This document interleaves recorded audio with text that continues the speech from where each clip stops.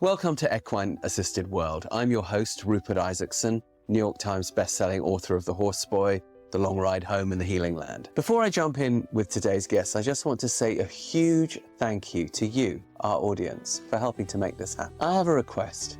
If you like what we do, please like, subscribe, tell a friend. It really helps us get this work done. As you might know from my books, I'm an autism dad. And over the last 20 years, we've developed several equine-assisted, neuroscience-backed certification programs.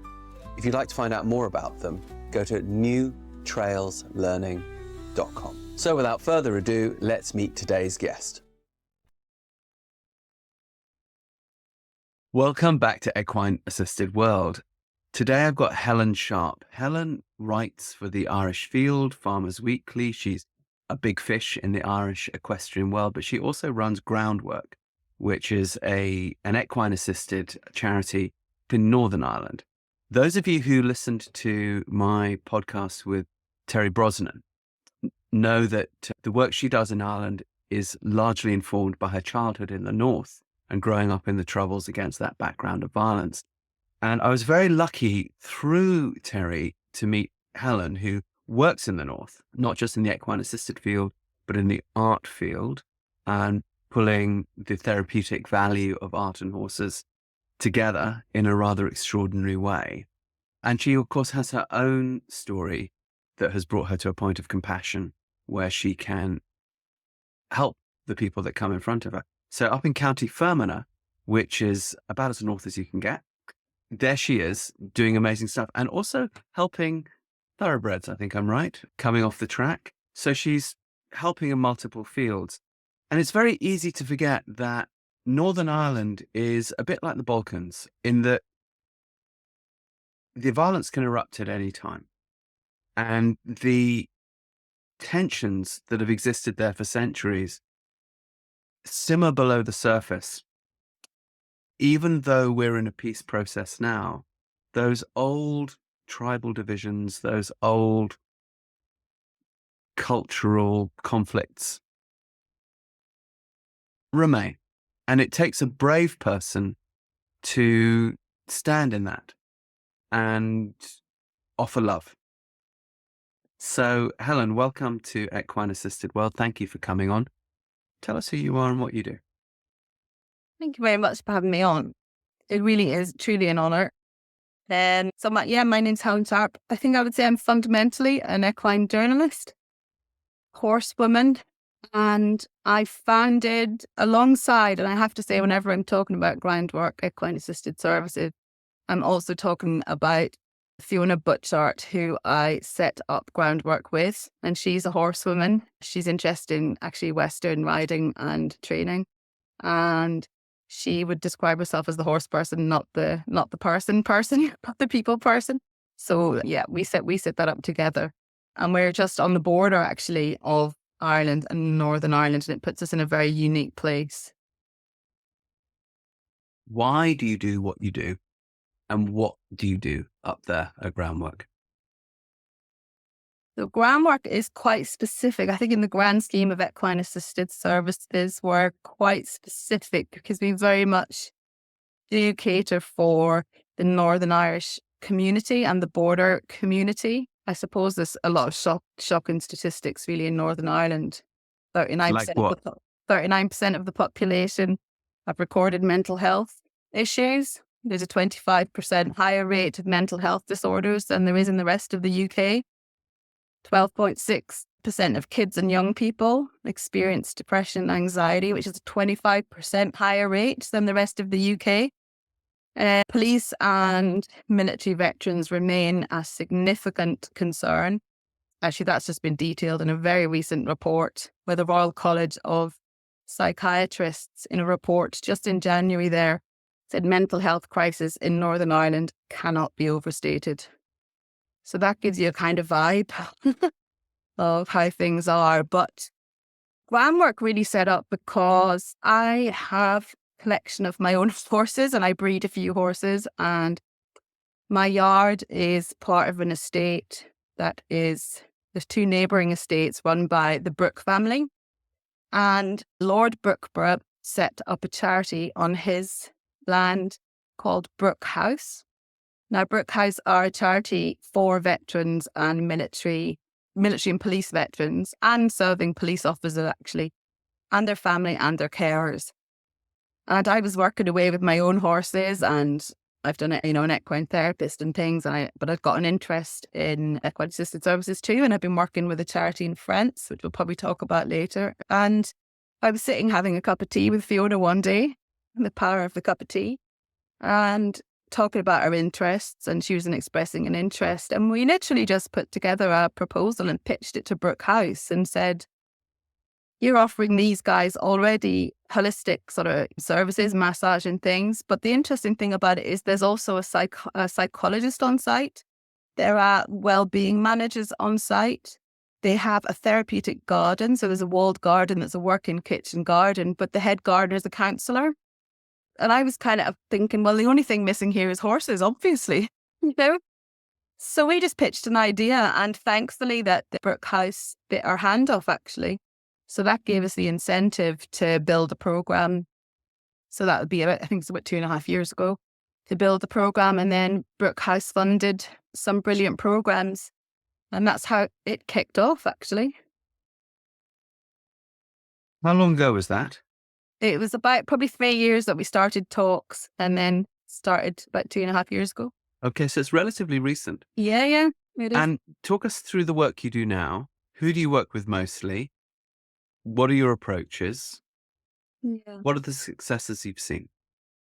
So I kind of describe it, rightly or wrongly, as like a deconstructed Agana model, I suppose, in that I have, I've done my qualification for equine-assisted learning. Fiona is a qualified, BHS everything.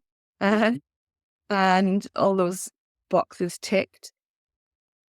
But then our clients also have their own wellness managers from Brook House. And then we also have the psychologist who talks to us as well as the clients. Okay. So it's kind of spread out over this 1,000 acres. We do mainly groundwork. So we do group sessions and 10-week group sessions. And they're really interesting because we get such a mix. So you might have in the same group, you might have someone who's can't see, you might have someone who's deaf, you might have someone who's had their heels blown off in action, you might have someone with Parkinson's, and you have this group of people. But in the main, this group of people all have one thing in common, which is the Northern Irish Troubles. So even if they're Northern Irish and they've gone and served in Afghanistan or whatever, everybody has the resonance of the Northern Irish Troubles. So we kind of start from there.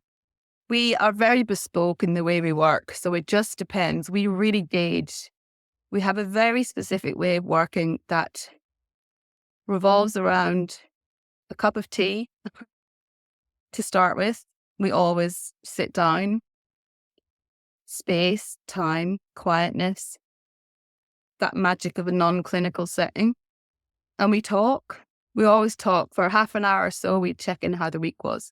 But a good half an hour, at least. Sometimes it runs to an hour. And then we usually go into, we're very, very lucky, we've got a large indoor arena for our private use. So then we go in and, we're in Ireland, so a lot of people have had experience with horses when they were kids, negatively or positively. Everyone's got a story of being bitten. And we do the introductions. So we introduce them to horses. We introduce them how to approach a horse. We do the circle and the quarter. We introduce them to the horses, how to approach them gently. We start like everybody probably starts. So we do grooming. I'm a equine therapist, so I teach them as part of the 10 weeks massage. Because one of the things that we find a lot, especially with the men, the military and the policemen, is tactile, soft touch. It's a huge thing. And the amount of times I've seen just men burst into tears when they're touching an animal softly, it's kind of, it'll blow your mind. And that can be from a first touch. Mm. We go on to do we have a set of, it's like an obstacle course, and we have it set out at the start, because at the start, I think most of them can't believe that they're going to be able to do that with a 16.2 horse by the end. And we're great believers. A friend once said to me about, the hands can heal what the mind can't. And I've heard lots of negative talk within EAS about it shouldn't involve horsemanship skills. And I just completely disagree. If they're being taught. I mean, in a funny way, what else would it involve? Yeah. Yes, right. So the way you approach a horse is a horsemanship skill, So we find that those exercises and the achievement of those exercises, along with other like reflective space and other maybe more equine-assisted learning, if you like, the combination of the two is really working, because we have chief constables, we have people that have had really high up jobs, and it's not all about just grooming. Like, the challenges are really, really paying dividends, and I have so many stories to tell. And I know everyone hears good stories all the time, but men in particular, I have to say, like, we've had incredible, women too. There's very few, well, no negative stories so far, but the change in men and men with aggression, Well, right, because I mean, the troubles in Northern Ireland, it was war, and it's still a cold war, but it was a hot war, Yeah. and a hot war involves men committing acts of violence and atrocity upon other men, and sometimes women and children too. And that's what war is.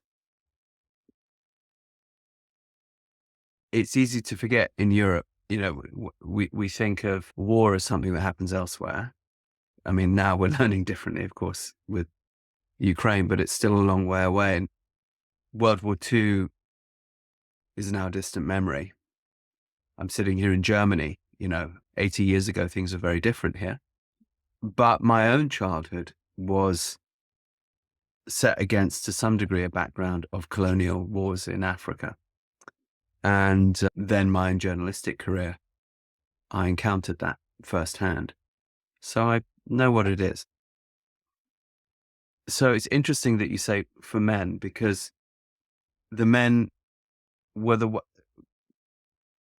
in some ways, I don't want to say it's easier, but if you're the victim of violence, it's very clear what the role is. Something was done to you, but you were not the aggressor. Morally, you're clear. Mm. The men who went in to war, the morality is not clear at all. Even if you perceived yourself as being on the side of the goodies. And in a situation like Northern Ireland, both sides did. It's as close to the Middle East as we've had, really. Mm. So it's very interesting when you said, well, when men can touch gently and with tenderness, then suddenly they break, because for 45 to 60 years of their lives, they've been required to be effectively Vikings. Talk to us a bit more about. I think so. Maybe I should give you an example. Just one guy that sticks in my mind, who had been an REC, a police officer during the Troubles, had without a doubt. But for those people who don't know the Troubles, what does RUC mean? Royal Ulster Constabulary. Royal Ulster Constabulary. Who were they? So they were the police force in Northern Ireland, but I suppose in simple terms, they would have been against the nationalist. They would have been the Protestants on the British side. Yes. Defending the existing government against the IRA. Pretty much. Right. Pretty much. Yeah. So this guy, he came and he basically told us that he'd been referred by the psychologist to the program, and he thought it was a pile of shit. Okay. Which I love, actually. I love a bit of just straight talk. Yeah. Great. Brilliant. That gives me something to, I think because of the experience I had with doing 12 years of community arts in Northern Ireland, I came up against that a lot of times. Like a lot of people saying, we don't want a sculpture. We don't want a public sculpture. We want our bins emptied, you know? So there was a lot, and I learned so much about how to ask people what they don't want. So this one particular guy came in and he did tell us that he thought it was a pile of shit, but that he'd give it a go, which I thought fair play to you, you know. So in sort of week 2, his daughters, I must add, actually, his daughter rode horses, like at a decent level, show jumping. So he also knew everything about horses, you know, which is fair enough. So and by the way, he pulled the horse around, you know. He went straight into, I'm a police officer, and pulled the horse around the arena, you know. So then me and Fiona were definitely like, well, we've got something to work with here, you know. So how do you start teaching about partnership? So really, I had to sort of start at the beginning, and it started with breathing, and it started with teaching him to ground himself. And he started to talk. So then he would be grooming the horse, and in between telling us what his daughter did and things, and you just get glimpses, he'd suddenly start to talk about how he was held at gunpoint at one stage. And what we do is, with our groups, we always get one group member to hold the horse, and we get one of them to be grooming. And usually the conversations happen over the withers. That's a really great. And we try not to interrupt those conversations if possible, if they're starting to happen naturally. So you get a lot of that sort of talk. Sometimes you have to get through a couple of weeks of bravado and what I did in the police and what you did in the police.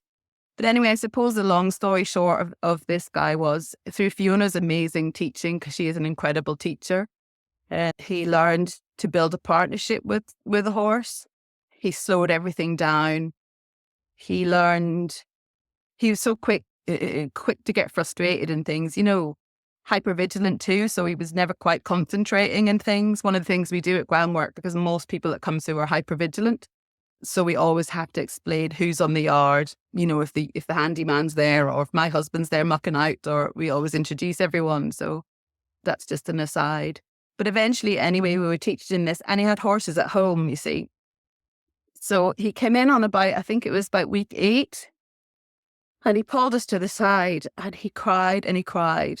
And he basically told us that he had anger issues that always spilled out to his wife.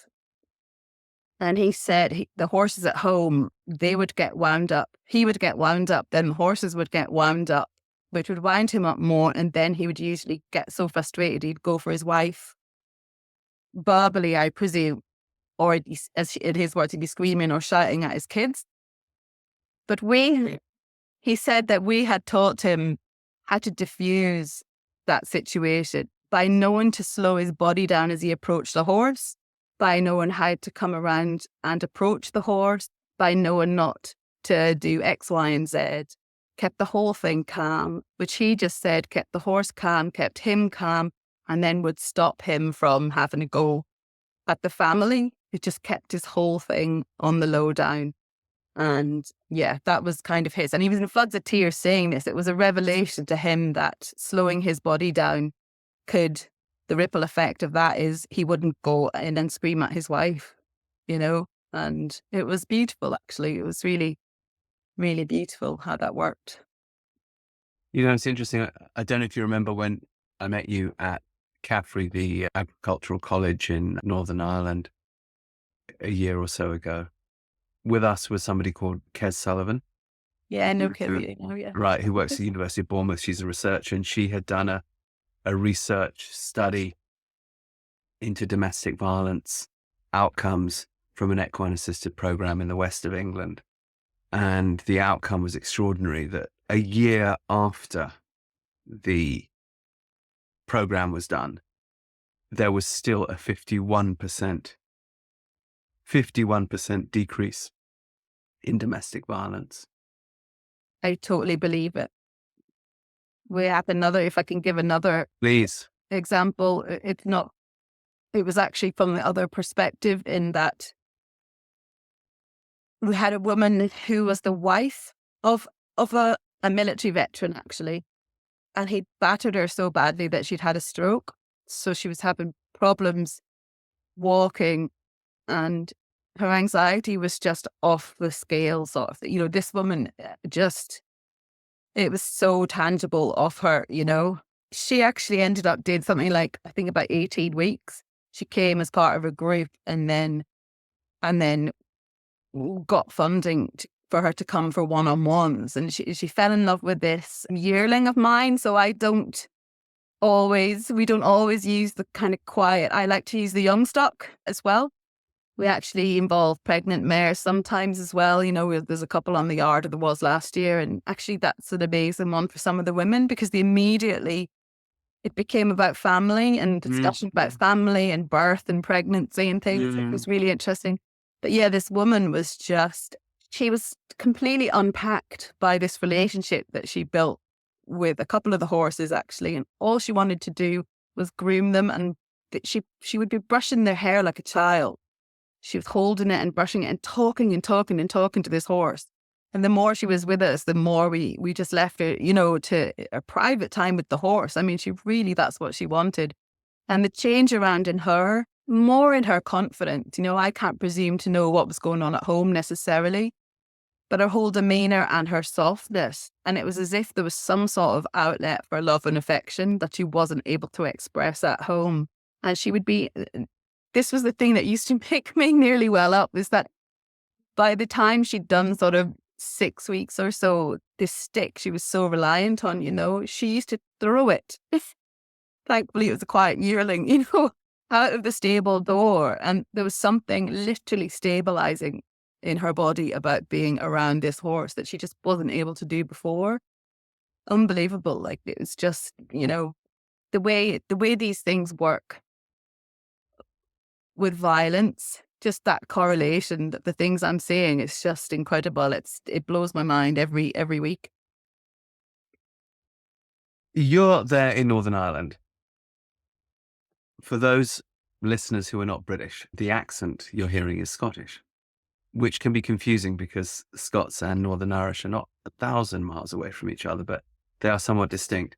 I know that you grew up in Scotland. I know you grew up on the Hebrides. Those listeners who don't know where the Hebrides is, if you look at a map of the UK, you'll see a sort of a triangle that's the main bit. You'll see Ireland off to the left, and then you'll see a bunch of sort of flushery things off to the northwest, a bit like the gills on a fish or something, or the crest on a dragon. That crest on the dragon is a series of islands heading up towards sort of Iceland, getting towards the fringes of civilization. And they are called the Hebrides. Getting to the heart of civilization. Oh, apologies. I remember that when I was in Mongolia, and they would laugh at me and say, "Oh, we know that you guys in the West say Outer Mongolia to mean, the end of the world. And this is where we live. This is home." Yeah. Where you guys live is Outer Mongolia to us. Fair enough. Yet it is remote and wildly beautiful, and wild coastlines and amazingness. That's where you grew up. Not everybody grows up in the Hebrides, Helen. Why did you grow up there? How did you grow up there? And how did you get into horses there? Because it's not exactly horse country. It's Viking country, but it might not be horse country. I think they actually have elves there too. They've exported them subsequently to New Zealand, obviously since the Lord of the Rings movies, but, original stock, in the Hebrides. Talk us through that childhood and how that informed a little bit of where you are now. I think it definitely informed. There's something about an island mentality that everything is because of the circular horizon. Everything's possible and everything's a threat. Okay. And that's something I think it's just stayed with me. I actually live on an island now in Fermanagh with 3 houses on it. So I live on an island, which is an island in the sea or an island in a lake? In Lough Erne, yeah. Okay. Yeah. It's a source of never-ending joy and humour to my mum that I've tried spent my life trying to get off an island and back on one. Because you can see the enemy coming. Yeah, it's useful. Yeah, completely. Do you have cannons? Sorry. Knacks out the back, we're fine. Okay. Yeah, the Hebrides was incredible. I think the thing was we we moved there when I was, I think, just before my 10th birthday, and we had been in England, and I had had a series of really badly behaved ponies that my mum had got off some dodgy farmer. And Where in England? Cumbria, so right on the border Is again. that where you were born? I was born in Northumberland, but when I was 6 months old. So you're a Northumbrian girl. You're Yeah. a northern. Geordie family, actually, yeah. So you okay? So Geordie, across to Cumbria, other Yeah. side of the Pennines. Yeah. Wow, for the Americans, okay. So you got to look at it. Okay, if you watch the series Vikings, when Ragnar Lothbrok does the eagle execution, where he opens the rib cage of the king, he's put to death by the king of Northumbria in a pit of snakes. It's his son who comes and kills the king of Northumbria. But that's where it all goes on. So you can understand that it's hard country, but it's very beautiful country. Yeah. You're born up there. You go across the Pennines into Cumbria, which is even more beautiful. Yeah. You And have some dodgy ponies. pony mad, loads of dodgy ponies. And then we went on, my dad was actually in the Merchant Navy. Okay. So we used to see him once or twice a year. And my mum was a nurse and midwife. But my mum organised a camping holiday to the Hebrides. So off we went. And then I think at some sort of beach barbecue, my mum met the head of nursing in the Hebrides who offered her a job. So then that was it. So we're all decamping up to the Outer Hebrides. And which island was it? There's many islands in the Hebrides. Battersea. So we're actually not quite so north. The Hebrides are more west, but we were on the southerly most inhabited island with 48 residents. Yeah. I remember waking up and I went to bed and I woke up and I could hear the sea and I didn't understand it. And we'd arrived in the dark and I opened the skylight in my bedroom and the sea was just at the front and it kind of blew my mind. But I spent the rest of my life on that seashore, actually. But yes, we moved there. But of course, I was pony mad. But the thing about the Hebrides was there's a few now, but Erskine ponies are very famous and they're just a few islands up. But where I lived, there were no horses. So obviously it took me 30 years to forgive my mother. So in a way, I became more obsessed with something I couldn't have, I think, so always just remained because as everybody knows, when you have ponies as a kid, it lights a fire and that's probably never extinguished if you're a horse lover, But yeah, the Hebrides was brilliant. And I suppose I was kind of a wild kid. And so that was great. I spent a lot of time with like collecting sea urchins and razor clams and, my dad was lobster fishing and all that kind of thing, So it was really beautiful. But also the schools were really, really small. So I think probably where I would have been naturally badly behaved, but the schools were small enough that it held my concentration and things. So I did very well in school. And I always loved learning. So it was a good thing, but there was problems enough at home. And I think I spent a lot of time trying not to be in the house and just sitting, watching the rabbits. I got really fascinated with the rabbits because they had myxomatosis in the Hebrides and it was a really mad landscape. It was kind of the macar, we call it, which is a kind of sandy, grassy with flowers in the summer, Atlantic coastline. But I would spend hours watching these rabbits kind of toiling with myxomatosis. Strange child. But yeah, that was kind of what I did. Feral childhood. Yeah. Close to nature. Yeah. Resilience. Beauty. Oh, where do you go from the Hebrides? Well, despite my love of nature and everything, I also just loved like popular culture and fashion and music. And I suppose if you're smart enough, you wanted to do your A-levels in the Hebrides, you had to fly on Europe's only beach runway. So there'd be the 16-seater twin otter. So you and your mates in this twin otter flying up every weekend to the next island up to do your A-levels. Fantastic. And the geniuses that designed the school, they called it the boarding school, put the boys on the bottom and the girls on the top with a sloping roof. And then you had like 12 miles of beach. So we just used to slide down the roof and we had an amazing time doing your A-levels. So yeah, I decided I wanted to go off to art school.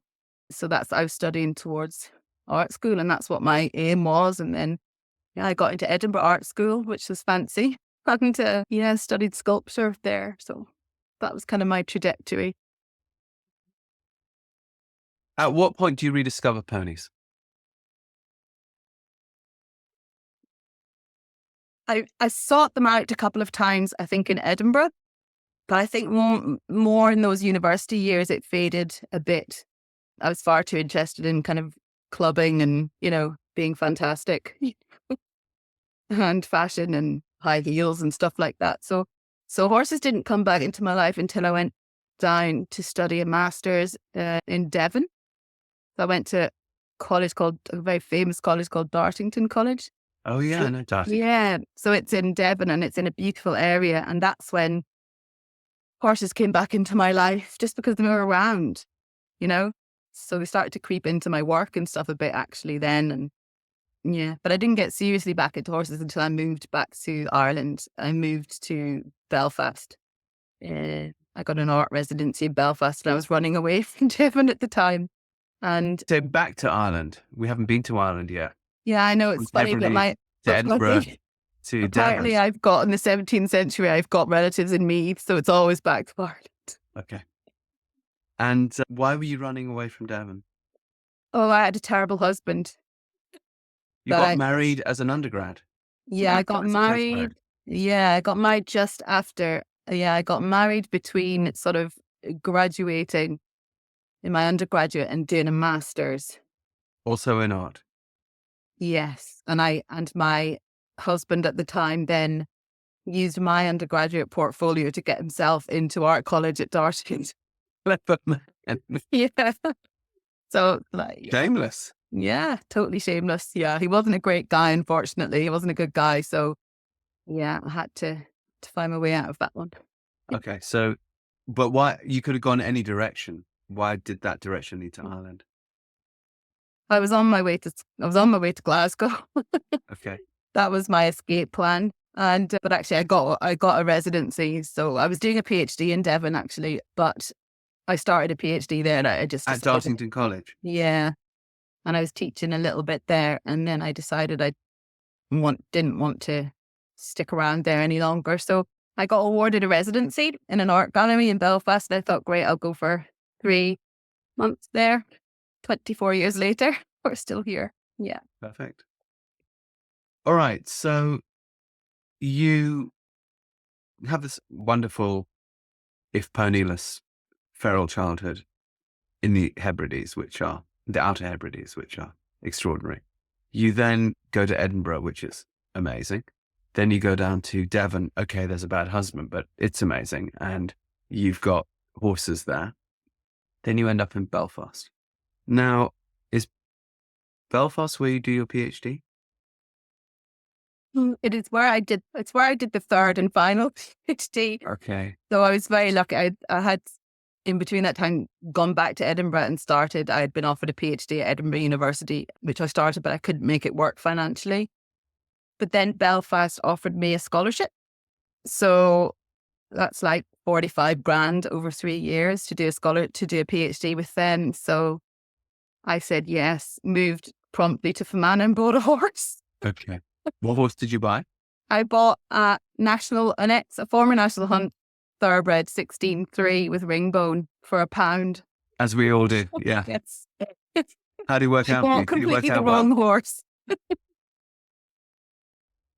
And he taught me everything about horses I ever need to know. I am sure he did. Yes. Yeah. My first horse was off the track and that's why I'm able to do what I'm able to do, because every horse after him was easy. So, okay. I want to touch on something now that you've talked to me about, which I think gives you a real qualification for the work that you do in terms of compassion and open-heartedness. And it's one of my, not beefs, but queries sometimes when people are getting into the equine-assisted world, particularly when they've come in from, horsey backgrounds. Okay, everybody has their shit and every family has its shit, etc., granted. And at the same time, people that grow up in very horsey families often are growing up in some degree of privilege and perhaps to some degree sheltered. You went through a phase with heroin.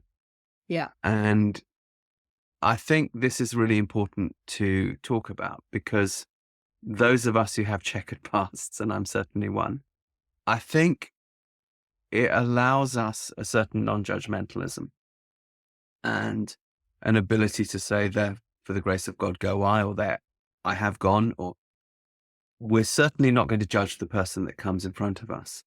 And we're not standing in front of people pretending to be the good boy or the good girl, which means that when the person who's standing in front of us, who's facing the same thing, they're certainly not going to find judgment. I think it's important that you have this background because I think it qualifies you, for doing this work with trauma that you do. Do you feel comfortable talking to us about that and how it evolved and what you learned? I do, yeah. And I'm comfortable about talking about it because I think that it is exactly what it's about, what I learned.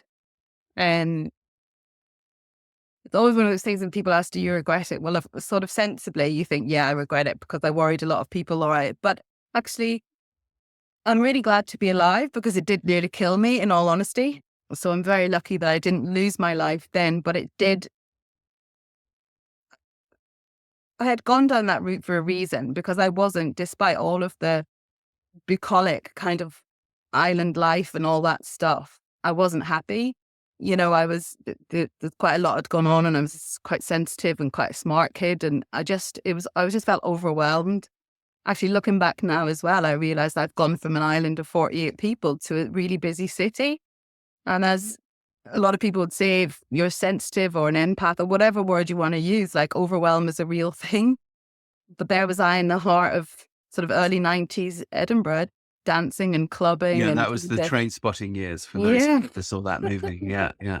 And it was kind of, actually, it didn't suit me at all. And so I can look back and see lots of reasons why it happened. And yeah, I'm sure part of me thought, I was experimenting with all sorts of drugs that I thought it was kind of cool. And, but it's... Oh, we all did. Yeah. Yeah. Very quickly became not that cool. But it did teach me what was important. It taught me, I had a huge moment, which is going to make me sound possibly, I don't even know. I can't presume to what listeners are going to think, but I did overdose. And I had a bizarre incident when I was overdosing, whatever it was, whatever you want to believe it is, whether it's chemical or bigger than that. But it was kind of an experience of like a million voices, kind of light and voices at the same time. And it just kept saying, you've got a great brain, you've got a great brain. But that's what I remember. And I remember coming around with everyone standing around me above really, really clearly. And something had fundamentally changed in me from that moment. It fell out of my control what had fundamentally changed. But possibly it was, I don't know, shock or I don't know. But anyway, something fundamentally changed and I'll stand by that. And then I changed everything. What did you change? And this was in Edinburgh this happened? Yes, well, I was actually in a brief sojourn in Liverpool, which was a rough enough place. Toxteth was a rough place. And yeah, I was with the said not great husband at the time. And it changed everything because I was completely focused on doing good with my brain. That doesn't sound bananas. I'm just telling you my truth. That's what my truth was. So then that's when I sort of decided I was going to go and do a master's. That's when I decided I was going to, and it wasn't easy. I'm not going to kind of go and then suddenly everything was lovely. It wasn't. I had to come off heroin.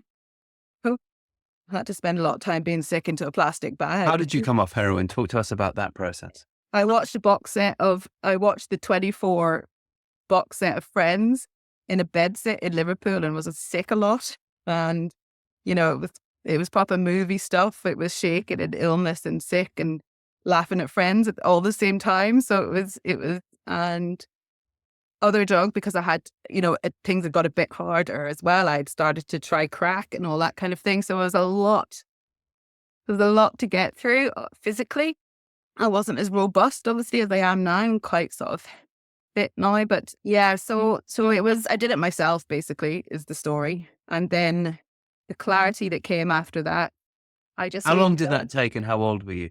It's funny when people ask me how old I was because it's so sort of hazy. I think I was about 29, maybe 28.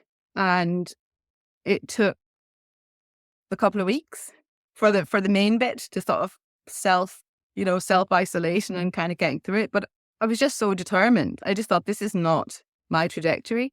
It was really, really powerful, not my trajectory. And funnily enough, there was a few horses on the outskirts, actually, of Liverpool.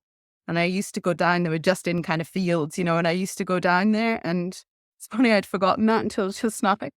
And yeah, horses were always there. But it started a more positive trajectory and back to that sort of clarity that I really enjoy now, like these days. I don't drink a lot or anything. Like, I love clarity. I really treasure clarity. Clarity over claret. Yeah. Yes. Yeah. Yeah. So that was that kind of episode, but I don't regret it and I don't mind talking about it because, as you say, lots of people have been there and, I don't really care if it's an eyebrow raiser for some. It's my I think it's a job qualification, honestly. My feeling is that if you haven't gone through things like this, what tools have you got for helping somebody else go through something? When I'm doing trainings, for example, in horseback method or movement method or taquine, one of our programs, sometimes what I will ask people is, look, you're asking these kids or adults to make a major change from, say, non-verbal to verbal or non-communicative to communicative or whatever. Or let's say it's a horse training thing. You're asking this horse to learn this thing. It could be a movement thing or it could be going into a trailer. But this is a big deal. What change are you making? What fundamental fear are you facing? Are you learning a new language? Are you forcing yourself to go learn programming? Are you, what are you doing? And it's so interesting. So often with horse people, it's like, well, I don't need to do anything because I'm cool. I'm a horsey person and I worked it all out, and I could do it. And so, even if that's not what they say, that's often the subtext. It's like, well, man, you're going to come across people and horses that are going to demand that you have tools personally that you've developed, and that you can't just say, well, I did that one thing and now I don't need to let, we know that we don't get off that easily, sadly. We got to be continually doing this. But I think this is often not really addressed in the horse and in the equine-assisted world. That said, an awful lot of people that do come into it, like you, actually do have these very solid stories. But I think we need to talk about them and celebrate them because those are the job qualifications when that person or that horse comes in front of you to say, I accept you, I see who you are without judgment and absolutely have your back and help you, get where you want to go. So whether you raise eyebrows or not isn't the question. What the question is, what do you do with that skill set? And it's interesting you talk about heroin because I never got into heroin except I overdosed on morphine and died. So, and it happened in a hospital. And it happened because I smashed my leg up, my left leg, which is if you ever see me ride, you'll notice that my left heel, when I think it's down, often isn't down. If you look at pictures of me jumping, I think, oh, I've got great form. And I look at the picture, I was like, my heel's like way up. I just don't have a lot of feeling in it. And so I smashed that leg in 6 places, but the horse came on top of me over a cross-country jump and he rolled over my body. And I remember thinking, big horse, big warm blood. And he rolled off and I could feel everything breaking like twigs down there. And this feeling of relief of going, oh, thank God it's only my leg. And passing out. And then thinking, oh, no problem. I'll just get up. And I couldn't get up. And, but anyway, after they put metal rods in my leg and things like that, in the recovery room in this hospital in Texas, the morphine machine, they give you this morphine machine to manage your own pain. So you can give yourself a little shot with your thumb, malfunctioned. And I died. Oh my God. I overdosed myself. And I can thoroughly recommend it, by the way. It's a great way to go. And I was down the tunnel talking to God. I was talking to the light and I had the most beautiful experience. So, and then I could go into this, but when I saw my body there, over there, and then I see my body there, and then there's this sense of, okay, I'm being allowed to go back. In fact, I'm being sent back. And there's even this feeling of, oh God, really? Because I felt like I just came home. But Rowan, my son, scubbed, shit, okay, fuck, gotta go back. And it was this feeling of wading through viscous ectoplasm almost to get back into my body. And then I was there. And then there's my wife, Filiana, who's German, looking at me like this. And she had noticed that I'd gone blue. Luckily, I owe her my life. She had called the emergency services. And I Wow. tried to talk to her. I went, I thought, oh my God, I'm brain damaged, and then luckily I managed to get it. I said, am I okay? And because she's German, she can't lie. So she went, I'm like, couldn't you just lie one time? Like, just this one time, just like one time, just hit me. But I didn't say this. That's what's going on in my brain. So, okay, my sense of humor is intact. That's good.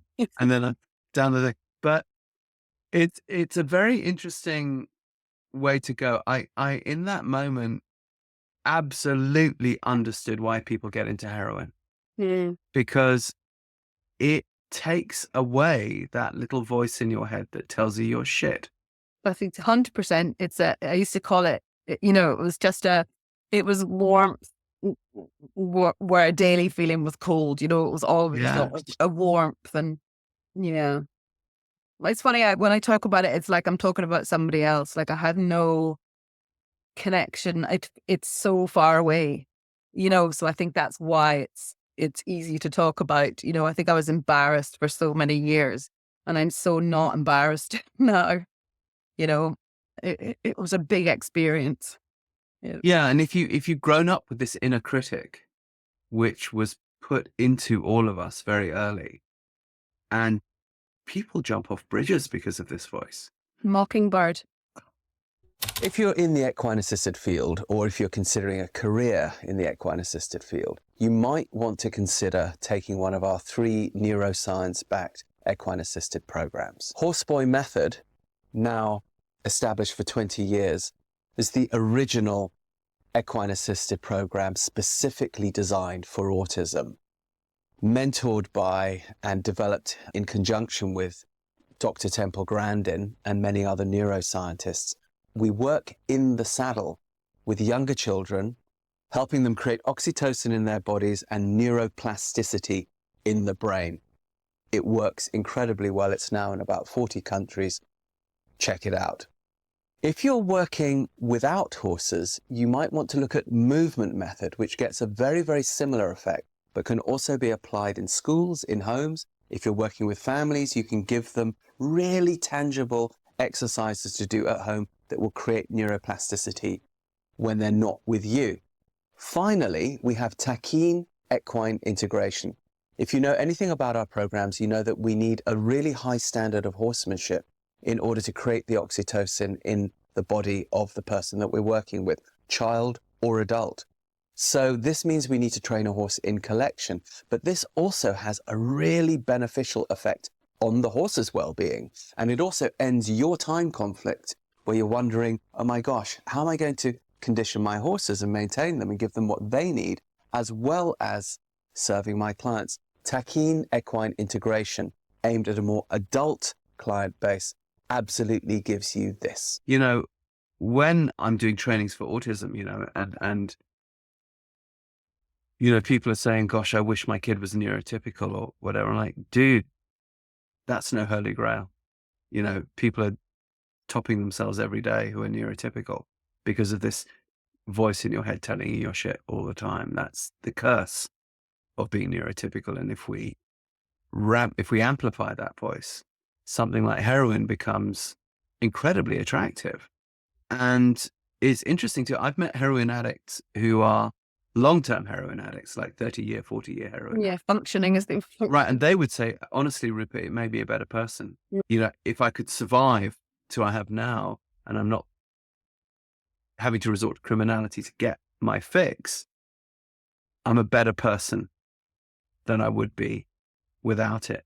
And I think that what has entered the conversation, luckily, since COVID, is mental health, right? Which means that the value of altered states of consciousness is suddenly a conversation where it was not before. Suddenly, like everyone in Generation Z or whatever they are right now is doing ayahuasca or whatever. But that was not the case before, even about 2020. So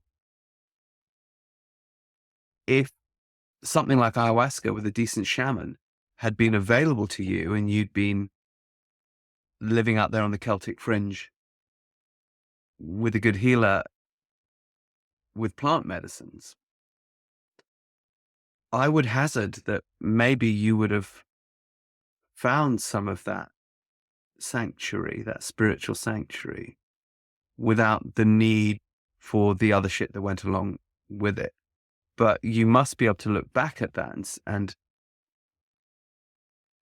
give value and validation and respect in a funny way to the sanctuary that the poppy, it's just a plant, heroin is poppy, provided, the red poppy provided. But sadly, it was without guidance, right? Yeah, I think that's really beautifully put, actually. Yeah. I mean, I suppose my former psychologist would have said, it was an intelligent self-medicating strategy. It wasn't really because it was cool. It was because I was quite a damaged young person because, there had been things in my earlier life that had been a problem, and, I just wasn't very well, and it served its purpose, but it also, at the same time, I wouldn't advocate for it, No. for the upset, I suppose, it caused my loved ones, my friends and things, and my family that did know at the time. But I saw a lot of really awful things that actually still haunt me. And funnily enough, full circle, actually, when you're in those sort of depths, in Liverpool, there was quite a lot of veterans who were using drugs. And one in particular who I would give all my money in the world to go and find was a Falklands veteran who obviously just saw this young girl in this kind of situation she shouldn't be in a shooting gallery in wherever I was, on the outskirts of Chester or somewhere, and this guy lived not too far from me, and he was so much more upset from me than himself, but he was hiding too. He was dealing with his PTSD through heroin, and he stayed with me forever. And truth be told, there's a bit of him in everything I'm doing now. I think when I really put it together, because it was so sad to see this man who'd done so much, and he'd done tours of Northern Ireland as well. And he was a really beautiful human being, but he was just, that was his escape.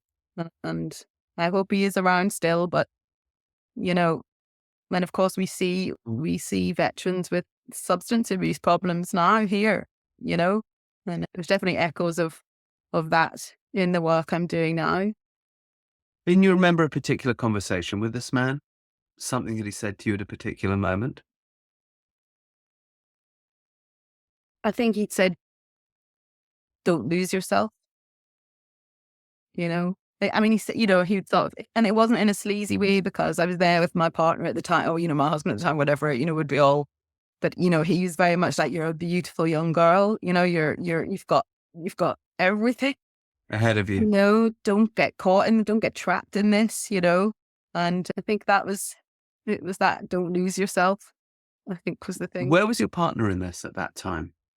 Well, he was there, but he was 18 years older than me. I thought I was marrying Serge Gainsbourg. Well, perhaps you were, but Yeah, bad poet, Right.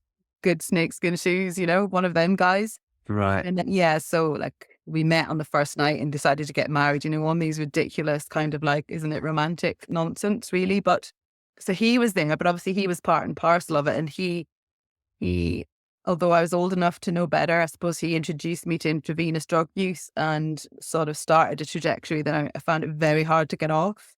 So he was around, but, I had to get clarity before I could make him not be around. I want to just, okay, Intravenous drug use is an interesting one. Most of us have a fear of needles, and I'm terrible now. Oh my God, I can't. Oh, it's so interesting what we choose to be afraid of. Like, I'll hurl myself at a big cross country jump and, do what I did with my leg or whatever, and think that that's perfectly reasonable. But if you come near me with a needle, I'll hide under the chair. Or if you're trying to make me eat an egg, I'll throw myself oh, out. me too. I hate eggs. God, I can't remember. My mum said I spit them out when I was 18 months old. I always think that the people that can inject themselves, and I'm not just saying that the heroin users, also like the people with diabetes and so on, it's an act of massive bravery. And I always remember thinking, when I was living in squats in Montreal and Toronto and London, when I was 500 years ago, a young man, and there was a lot of it going on around me. I remember always thinking about the people that stuck the needles and going, man, you're so brave. I couldn't do that. What gave you the bravery? Because there's so many other ways you could do heroin. You could smoke it. There's lots of ways to get fucked up. Why that? And what gave you the courage to go through the pain? I think let's keep laughing at people listening to this, but actually, I think it's my natural inquisitive nature. Cut to the journalist today, but like, I have never really seen a limit to what I want to know and experience. And Unless it's eggs. so keep your eggs. Oh, I can't do eggs. No. Yeah, I think that is partly it. There was partly also, if I'm really, really honest, I was really deeply unhappy and overwhelmed by every life, universe, like the scale of everything. I just couldn't.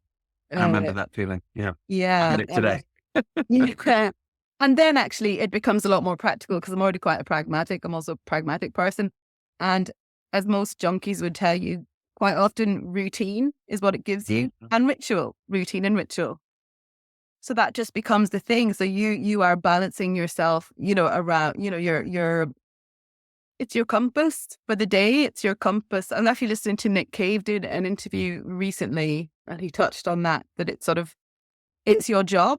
If you're lost in the world, intravenous drug use can become your job. Now, funnily enough, it grounds you. Yeah, I could see that. Yeah, it's a central thing. But but it's the intravenous thing that I'm intrigued by, because again, you could chase the dragon, right? You could smoke heroin off a piece of aluminium foil.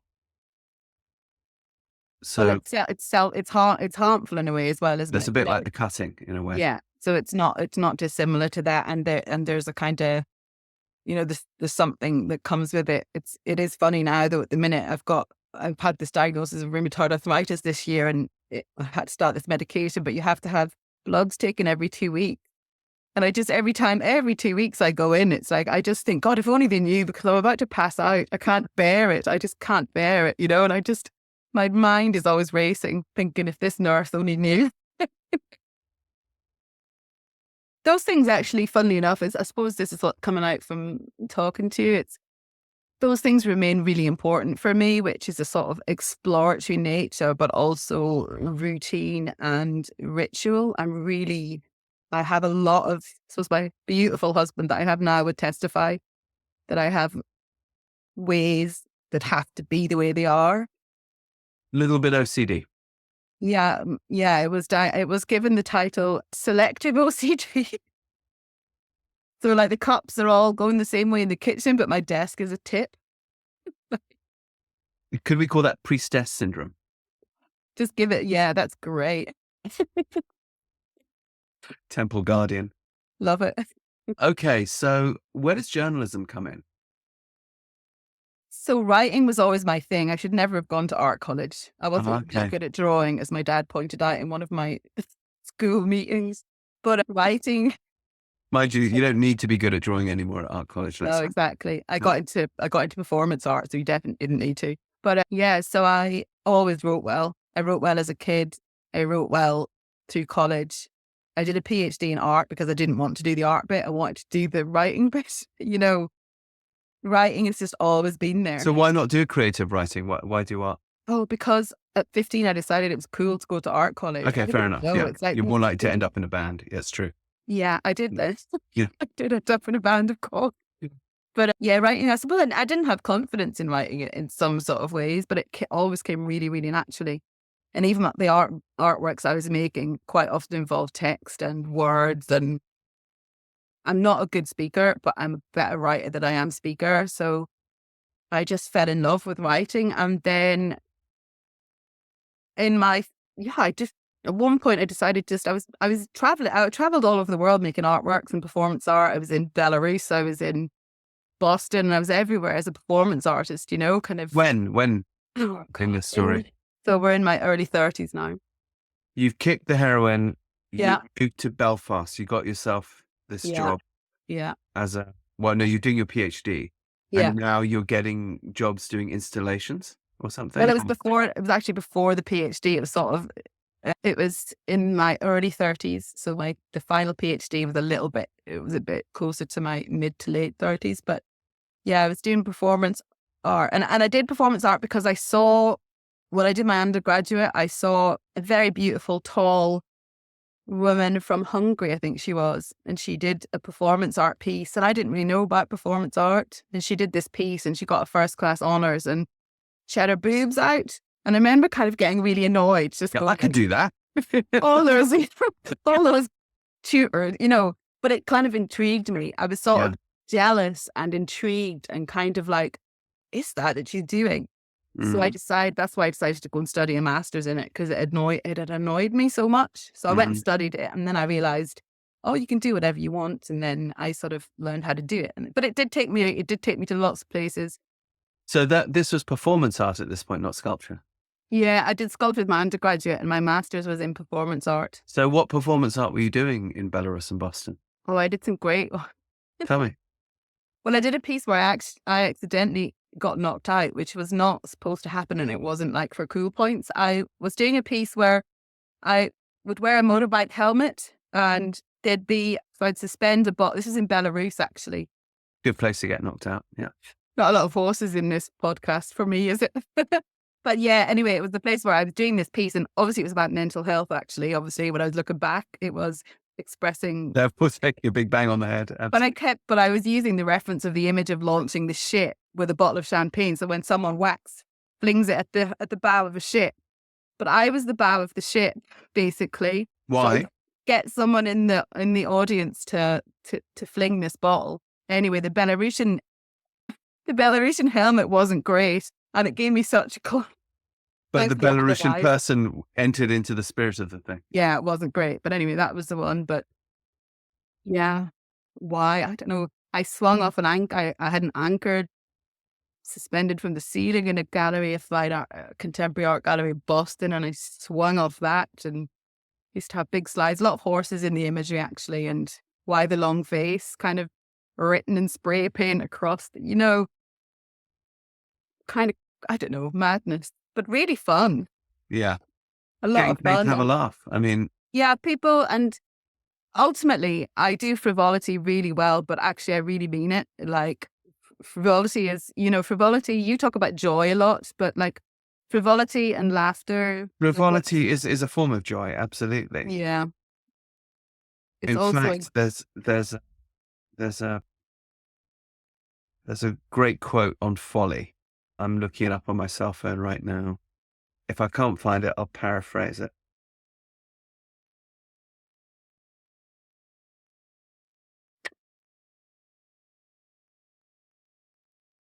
I don't want to hold the thing up, but basically it's that there's no great endeavor that humans undertake that does not involve a large degree of folly. And folly is this idea of, is that the crack, in Ireland, or joy for the sake of itself, almost like a divine mania. Yeah. In order to access certain truth, again, back to altered state of consciousness, I think, shamanic joy, where you will make yourself the fool, you'll make yourself the butt of the joke. I think I always have the utmost respect for people who make themselves vulnerable especially to judgment, knowing that there's a sort of job to be done with it in a funny way. And it's something I can spot in people. And it's like, oh, you have that courage. And it's fun, Yeah. but I always have massive respect for those people because life is so short, and to not occasionally stick your neck out when somebody could take a swing with the axe is also not to be alive. Yeah. Yeah. Yeah. 100%. I remember actually just briefly, I suppose there was one performance I did and I was sitting for about 3 hours in a gallery and I was just twisting maraschino cherries onto the end of my nose. As you do. Yeah. But of course, Forward it's in the not the puff. clown's nose. It's just the clown's nose, but it never would stick. So it was just continuously the clown's nose falling off. And I remember, I thought it was kind of funny and a little bit melancholy, but I remember kind of looking up and people were in floods of tears. Yeah. The gallery. It was incredibly sad. An image of this guy, and of this. It sounds sad to me, actually, Yeah, it's kind of failing and failing and failing and failing kind of thing, in trying to be happy. Yeah. So why did you stop doing that stuff? And why did you go into journalism? It sounds like you're quite good at that stuff. Yeah, I just had enough. I just had, it was everyone, people say it's brave all the time to sort of suddenly go. I was working in galleries as well and I was curating other people's work and things and You'd enter the industry, right? Yeah, exactly, right. So I just had enough, but I've never been scared to make changes where required. And I just thought, I bought this horse obviously for £1, King. And I loved him and I thought like, I love horses because as I said it to my husband recently, I feel like when I'm on my deathbed and taking my final breath, I'll never know everything about horses that there is to know. And I can't really say that about that much else that I've. Well, except everything in life. I mean. Yeah, I don't know. I feel like I've got to the heart of some stuff. Anything that we think collectively OCD. we clearly don't know about. But I agree with you. Horses are definitely one that is a lifetime, many lifetimes of study. Yeah. The interest just took me over. And so I was obviously trying to learn about horses more and more and more as well, because it had been a long time since I'd been around them. And then I'm good at research and when I was putting it all together and then I just got an opportunity. I was writing for free for people for a while, for a few magazines. And then actually it was Horse and Hound was my first actually paid gig. So That's hilarious that you go from being knocked out in Belarus in a motorcycle helmet as performance art to Horse and Hound. Seems normal to me. Yeah. Yeah. Yeah. And then from there, then it kind of went on. And then I am eternally and forever, the Irish Field to me was the pinnacle of great journalism in equestrian writing. And why? I think they're brilliantly talented. I think the racing writers, whether you like racing or not, they're incredible writers. I think the editors have been fantastic. I think quality of what's put out on a small team of 125 pages a week, covering every single aspect of equestrianism, I just always thought it was fantastic and it's the absolute. And I wrote for them for 5 years, once a month, and then a job came up and I didn't get, full time. And then I went for the job again a year later and I did get it. And it's the privilege of my life, I have to say, to write for the Irish Fields. I went freelance this year because I wanted to grow the charity, but I was full time with them for nearly 4 years. And I love them as human beings and I love the publication. And I still get a kick of, like, tonight we went to print 5 minutes before we started and tomorrow morning I'll go into town and I'll be able to pick it up in the shop and I still love to read it. I've read half of it. I've written some of it. Yeah. Cup of tea in the Irish Field. Pleasure. Okay. So you get over to Belfast, you're doing performance art and people are showing up saying, what's all this bollocks? We want, as you said, we want the bins changed and we want people to stop dying. And here are you swinging from anchors or whatever you're doing. Fuck you. Probably that was a little bit there. And at the same time, I can also imagine that they were like, but also welcome, because the Irish, North or South, value art, value divine madness? Yeah, well, if I learned very soon from an example that I love sharing is that because it shows there's different ways. There's always something can always come from something. So a sculptor whose name I can't remember now, but he had in the very early days of the peace process, he had made a sculpture in a place called Carlisle Circus, which is right on an interface in North Belfast. And he had done a great big dove of peace. And I'll never not laugh at the fact that the community, the two communities from each side came out in unison to destroy it. On that one thing they could agree. Yeah. So to me, that was like an aha moment kind of thing of, ways and means. But yeah, look, I'm quite direct and I'm quite sort of adventurous and I'm perhaps not as floaty. Well, I'm going to offend loads of people, but I just always came in with a very kind of open and real way of discussing things. And I was told to fuck off at times when I went in to try and pitch a sculpture that the council had employed me to go in and said, look, here's £50,000. Can you make a sculpture or a piece of artwork with this community? Here's a quarter of here's a quarter of the side of a pavement. Can you design something with the community that means something to them? And, you have to learn to do things differently and to look at the truth of what's in front of you. So one of the brilliant projects we did with a community that said no to what the council wanted us to build. So I got in a really good friend of mine who's an artist. What did the council want you to build?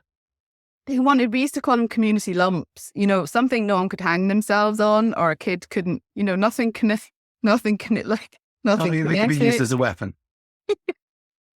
And like nobody could, climb it and nobody. So there was like the options were always just. So I remember having a brainstorm with a friend of mine who's an artist, Nikki Q. And what we did instead was we gave the kids loads of cameras. And the site where the artwork was supposed to be was a peace wall.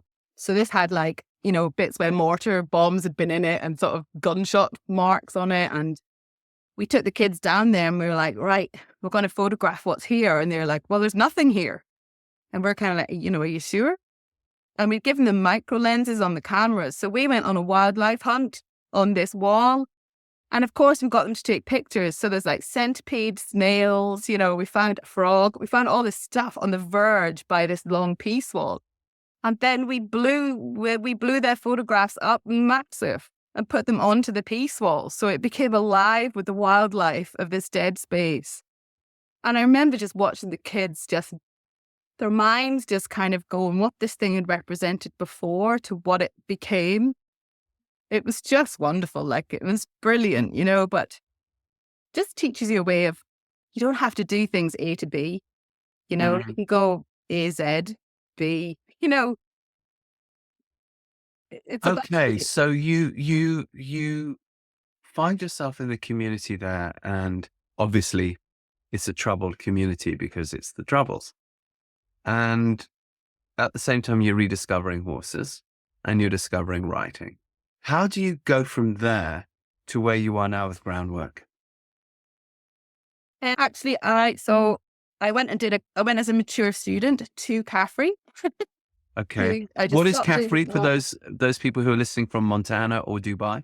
If you're a horse nerd, and if you're on this podcast, I'm guessing you are, then you've probably also always wondered a little bit about the old master's system of dressage training. If you go and check out our Helios Harmony program, we outline there step by step exactly how to train your horse from the ground to become the dressage horse of your dreams in a way that absolutely serves the physical, mental, and emotional well-being of the horse and the rider. Intrigued?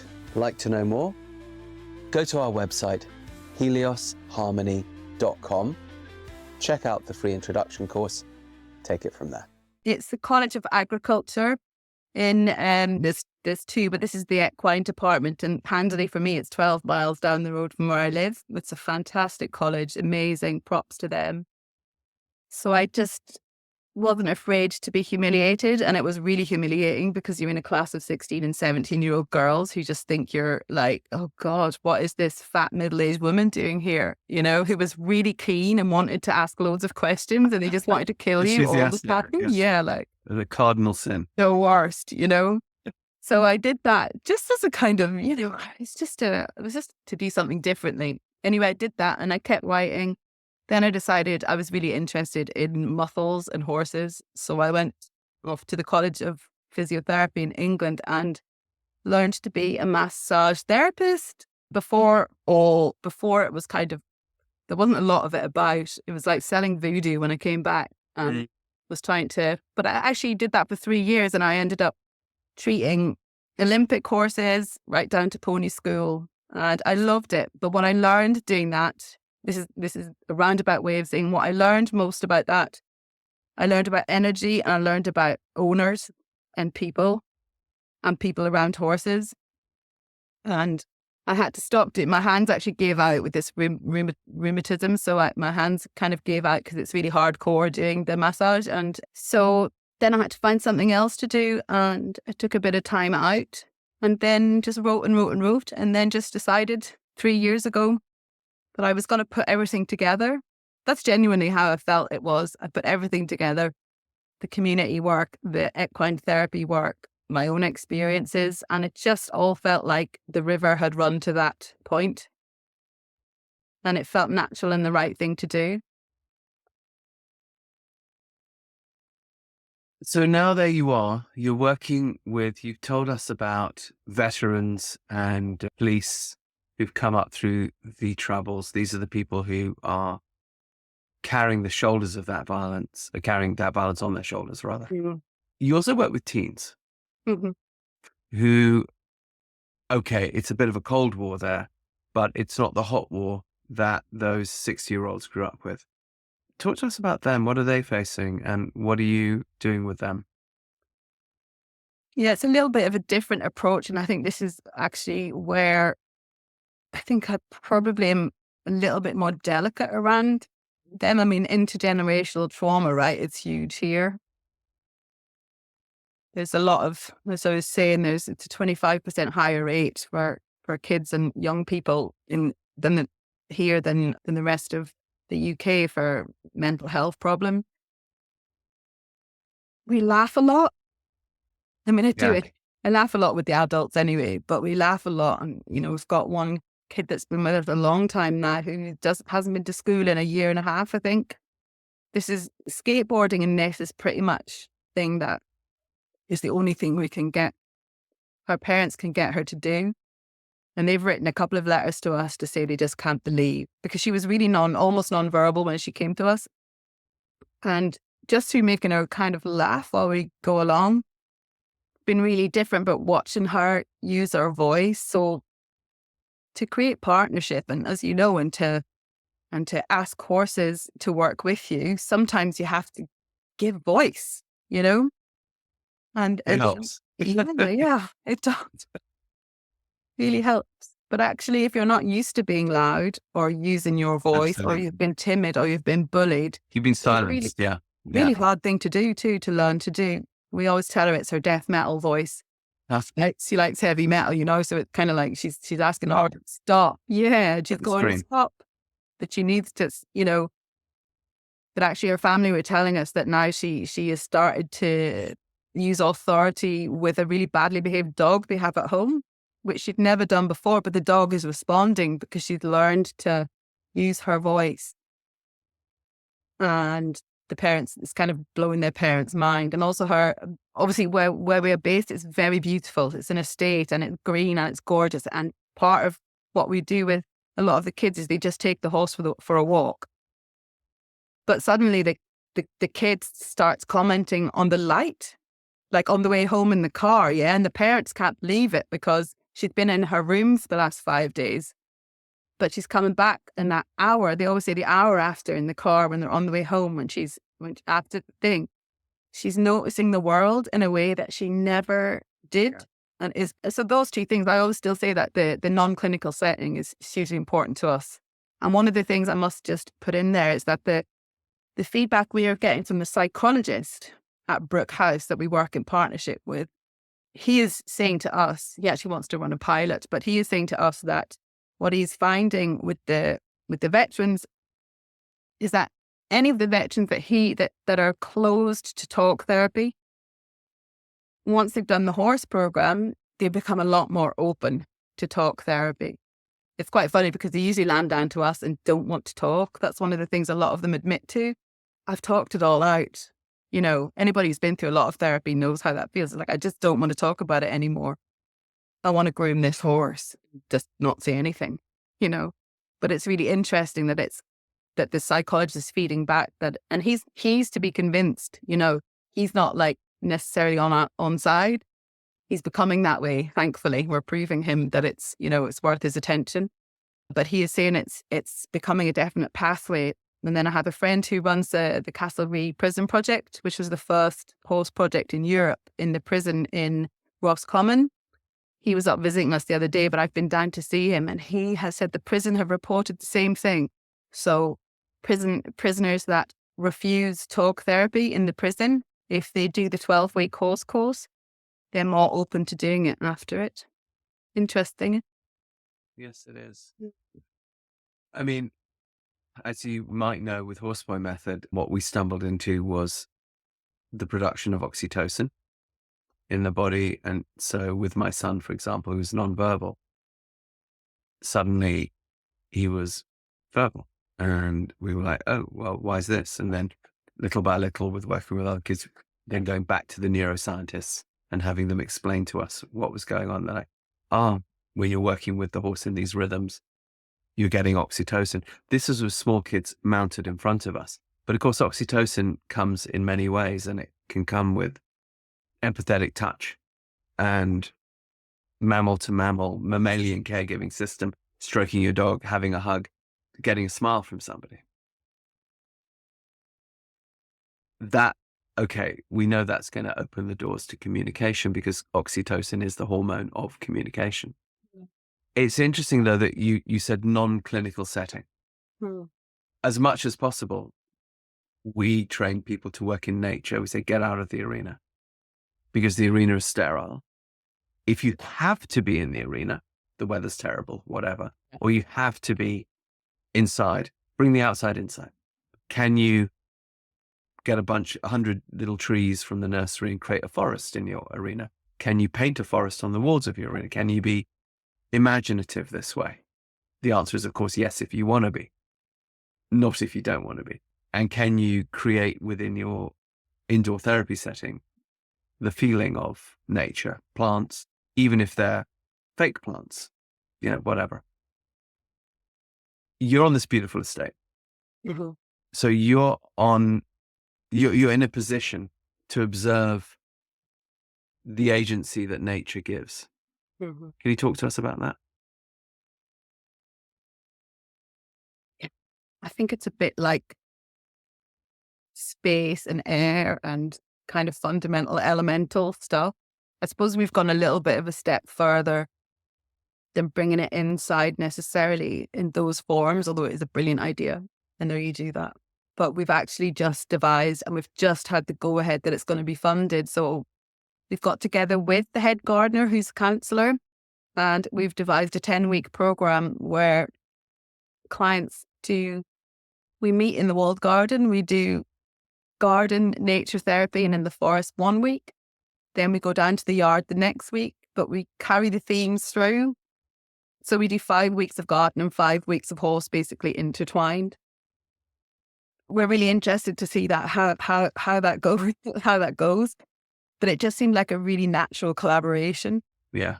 Dougal Dorman is the counsellor, and he's absolutely fantastic and very knowledgeable. And he's actually going through his paces now with horses because he wasn't a horseman. So we thought that Fiona's teaching him because it's important that he knows what's going on, you know. And so we're trying to sort of like do it on a macro level of, let's take the horses up to the walled garden, let's bring the gardeners down into the arena, you know. So yeah, it's a cool program. It's a summer program, you know. But also we do crowd work. I was telling you about the young stock, and might have, you know, I know how to raise a good foal and a youngster. And I really like the broodmares to work with people, women in particular, actually, because they're quite, the broodmares can be difficult and opinionated and brilliant in that way. And once you start teaching them about to watch their ears and how they're managing the whole household, as we call it, the herd with the ears, and you can have great discussions standing in the field with some broodmares, and I've seen a lot of good work that we've done there with women as well. So you're doing that in the field. The horses are in the natural environment. People do herd work all the time, but I find the broodmare herd really interesting because they're so the alpha female is pretty obvious usually, or the current, whoever's managing the herd, but women open up a lot about the burdens of managing a family in that situation. I can imagine. Yeah, it's cool. Yeah, and for a large herbivore, it's life or death, right? I mean, also for a carnivore, honestly. Just as for a human mother, once you got kids, that's it. Yeah. It's life or death. To see that reflected, I could absolutely see the value. Yeah. Or like at the minute, I've got a couple of, they're at that age, they're quite cheeky colts, a thoroughbred colt and a sports horse colt. But like, how many women are coming through this course with teenage boys? Loads. And it's not about, you don't have to, I'm absolute master of the clean question. I know my place. I'm not a therapist. But as soon as you put someone who's got an unruly son, even if it's outside the stable door with these, we have huge triple-sized stables, all our horses have, or big pens, and they can stand there and watch them interacting, and it'll be so quick that they start talking about their son, or the problems that they're having with their son, or their son's on drugs, or their son is, and these concerns that these women had. So I think using different stock is something that I'm quite proud of. Yes. In our program.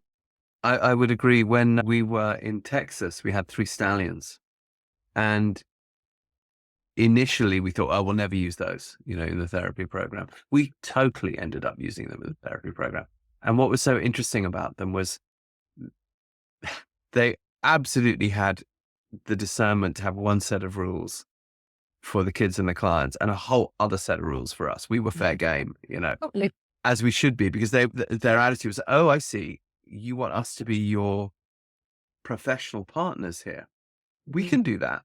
And we'll show some boundaries. We'll push a little bit. We'll trigger a little bit, but we'll also, validate, and we'll do all of that. And you'd watch them come out. You're like, dude, that was awesome. And they'd be like, give me some food, bitch. It was so interesting. And we also worked with young stock. I so agree with you. Of course, the difficulty is that that's a tall order for most therapeutic places. It's not possible because there isn't the manpower, there isn't perhaps the space, and there isn't perhaps the intellectual capital among the people who know how to handle that. Yeah, it's definitely not. Yeah, it's definitely not. I can't necessarily advocate for that. I just know that with Fiona's horsemanship and my own experience, we're never going to put anyone in danger. Like, no one's going past the door, but you can watch 2 colts for 20 minutes. Absolutely you can. And I think to be able to have the luxury to be able to expose people to the full range of authentic herd behavior is going to absolutely serve as an allegory for the monkeys. That's it. Like, if you asked me to write down, what's your model? Like, I just couldn't do it without an age range. We've got a 27-year-old deaf former international show jumper who's the most incredible. And we've got these young colts, and we've got, and a little baby Shetland. Like, the variety is incredible, but it's so powerful. It's so useful.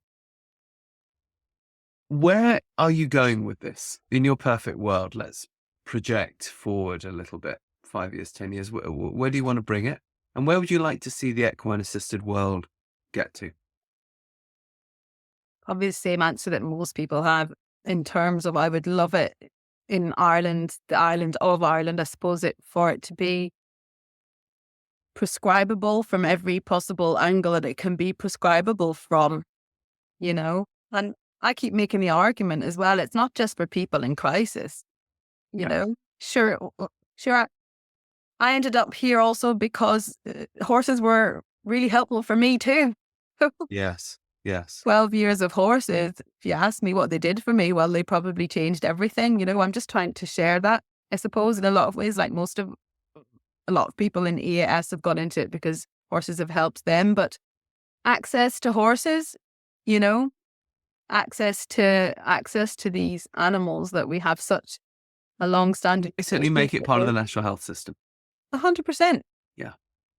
It's a no-brainer to me, but, you know, also I'm very realistic in terms of, is this business model that we have in terms of it's a charity, like, can I not do another job? Well, no, I have to have another job, which means that I'm restricted because the money that we do get will pay for the horses.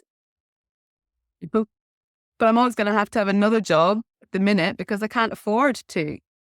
And I think there's a lot of pressure. I'm really getting really high horsey about the pressure that the equine-assisted services practitioners are almost putting on themselves. It's like, don't eat yourself as a sector. Like, you know, social license is not your responsibility because you're doing EAS. We can all try our best. But like, and be nicer to each other. It's a bit like you said in Caffrey. I think your talk, it resonated with me so much. I just thought, God, that's the first time I've heard someone say, you know, let's not be competitive. Like, let's work together and let's not be shitty with each other, you know? But also we have to look out for the mental health of the EAS practitioners because they're not all great, you know, they're not all big organizations. It's mainly in Ireland anyway, one person. Honestly, that's everywhere. It's only very recently, certainly in my work, that we've started to work with larger organizations. It was all backyard things like you, like me. You know, that may change in 20 years. But you're right. It does need to be part of standard healthcare. Yeah. I don't know if you've listened to the podcast that we did with Norun Kogstad from Norway. Not yet. It is part of it up there.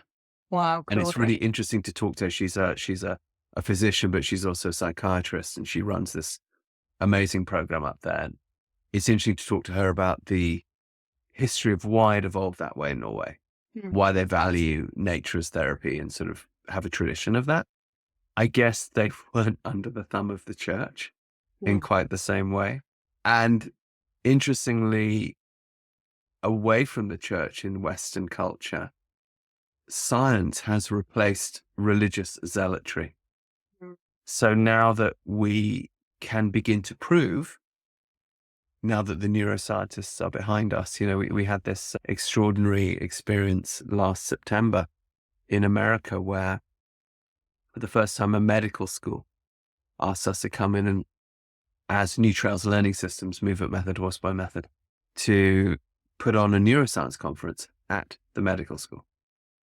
But only because Dr. Megan McGovern, a well-respected physician and autism mum in that area of Virginia, has been running an amazing program now with autism and horses for some years. And kind of word gets round. And so I do see the thing moving forward, but I love that you're saying, yes, it needs to be part of standard healthcare. It needs to be preventative, not just crisis. And we practitioners of it need to stop nipping at each other's heels. Whether or not that will happen is another. Also to be brutal, and I'm going to be brutal, I think it is like, also think about yourself as a business too. Like, don't think it's a little bit open hand. Like, don't martyr yourself. Exactly. And I think that's something that we could talk about more. I think everybody could talk about more. It's a subject for a symposium, or it's like, why are you putting yourself in this kind of lowlier position? Is it because you've got an old discard pony? I'm always thinking about, how would you breed how would you breed an equine-assisted horse? Like what were the traits? It's a bit of a side discussion, but it's kind of like, a lot of people, just because their horse is secondhand, if you like, or discarded, they're already, oh, I'm just doing this thing here with. Well, and also, yeah, I think when you're involved in equine assisted work, if you've been in it for many years, you're used to that approach from people saying, oh, either, oh, that's nice, you play with ponies, or kind of arms folded, explain to me why this doesn't suck.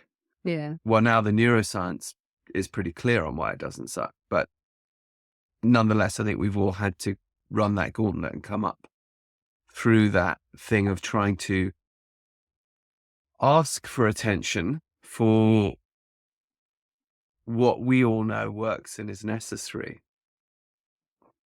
Probably we'll all be, 85, looking at the next generation coming up going, oh, you guys have it so easy. You have no idea what we went through. I was going to say, yeah, well, yeah, you guys have all paved the way. So it's all very well me sitting here going like, but confidence comes because of the foundation that you guys have all set. But it's like, I still just see a lot of it. Yeah. Yeah, no, for sure. And, also because it's female led, it's a female driven. Estrogen assisted services. Right. So, the medical establishment is still largely male. Yeah. I'm not saying that when it's no longer male, it will be any easier for equine assisted services, but it might be. And certainly it's interesting to me, for example, what happened to us at Eastern Virginia Medical School there. Well, that was through a female doctor talking to another female administrator in that college. Would that have happened 15 years ago? I don't know. Different generation, different genders. Maybe not, but I don't think so. Because it didn't, right? It happened now. Yeah. I think the respect for equine assisted services kind of has to go hand in hand with the equine assisted services has to have respect in itself. Mm-hmm. And that's, some have it but I'd say the majority are still a little bit tentative, and I suppose that's my more bold, almost apologetic for what we do. Yeah, like let's stop doing that. Yeah.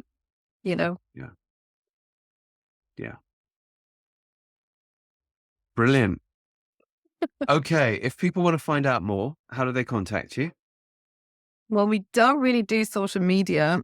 I do have a thing, but probably the website is the best. So it's www.groundworkeas.org.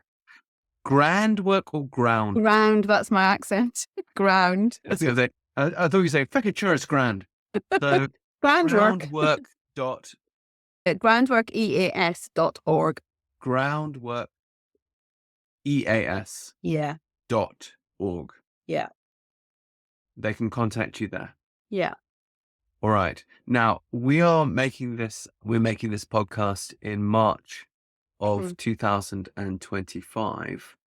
In May of 2025, there is the first European gig of something called Seen Through Horses, which is the work of Lynn Thomas, who used to run a gala and is now running Horses for Mental Health and Arenas for Change. Talk to us a little bit about that. She selected you guys to tell your story. Why, how, and how can we help? Well, I'd followed the campaign last year, and I'd followed Horses for Mental Health in the beginning, and being an athlete, it was beautifully put together. So it caught my attention, and I had joined Arenas for Change, failed miserably in keeping up to what I was supposed to be doing, but I had chatted to Lynn then, and Lynn had been recommended to me by my friend Jennifer Barker that runs Racing to Relate. Also, you'd mentioned her as well, that she'd be a good person to talk to. But I sort of hadn't put those two things together. And then I saw that they'd done the call out for the Seen Through Horses campaign this year.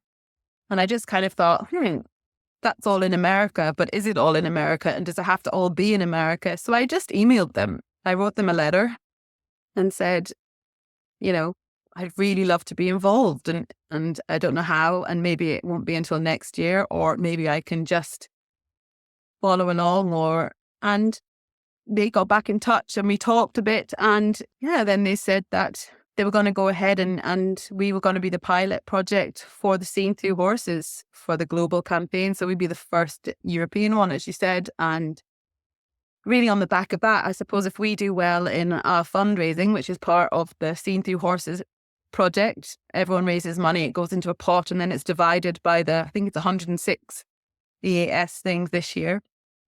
Then I'm hoping that then Seen Through Horses will become a thing in Europe. So it's kind of, I feel like I've got to do a really good job, because if I do well for Groundwork and me and Fiona manage to raise the money, and then hopefully it'll open the door for everybody else in Europe to be part of the project or be able to be selected for the project, and everybody wins, you know?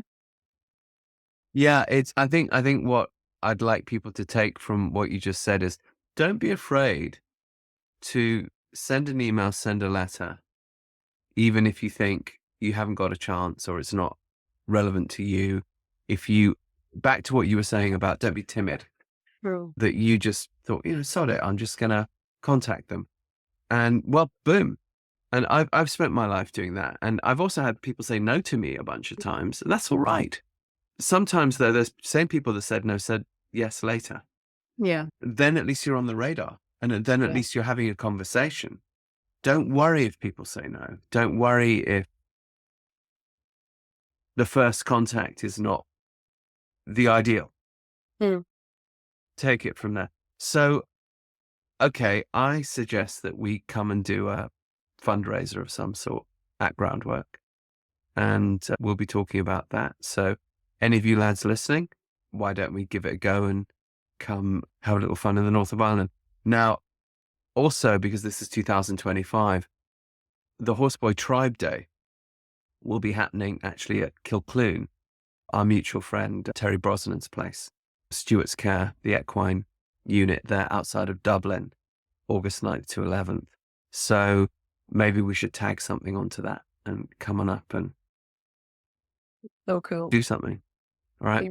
Really And any cool. of you people listening who might want to come to Tribe Day and then come on up to Helen's place in County Fermanagh, we might have fun if we go to Ireland. I mean, it's possible, I suppose, Any frivolity. if we, I think you could not have fun in Ireland, but you'd have to put some effort into it. Why don't we? Let's go up there. So that's my challenge, throwing it out there to all y'all. Okay. So give us the website one more time, then we'll sign off. And I'm going to have you back on in a few months. We're going to talk about where the Seen Through Horses campaign went. Cool. So Yeah. You can have a look at what we do at www.groundwork, all one word, EAS.org. Perfect. Yeah. Helen, thank you. Been brilliant. Thank you so much. Less horses than other people possibly, but a fantastic chat. I've enjoyed it. So thank you so much. It's all about getting the job done. We all do it in the different ways that we do. The important thing is that we do it and we help each other out. Okay, it's been an honor. Thank you. Thank you so much. Next time. I hope you enjoyed today's conversation as much as I did. If you like what we're doing here, please do like, subscribe, tell a friend. It so helps us to get this valuable work done and the message of equine-assisted stuff out there. And if you're interested in more conversations, you might want to check out our Live Free, Ride Free podcast. And if you'd like to support the podcasts, please go to rupertisaacson.com and click on the Patreon link. If you're a professional in the equine-assisted field or are considering a career in the equine-assisted field, you might want to check out our 3 certification programs: Horseboy Method, Movement Method, and Taquine Equine Integration. You can find all of those over on newtrailslearning.com. And finally, if you want to check out our cool rock and roll themed merch, back on rupertisaacson.com, please click on shop. You'll find all kinds of fun goodies there. And if you're looking for a way to spend time until the next podcast, you might want to consider reading the books that kicked all this off: The Horseboy, The Long Ride Home, and The Healing Land. So see you next time on Equine Assisted World. Join us for the adventure.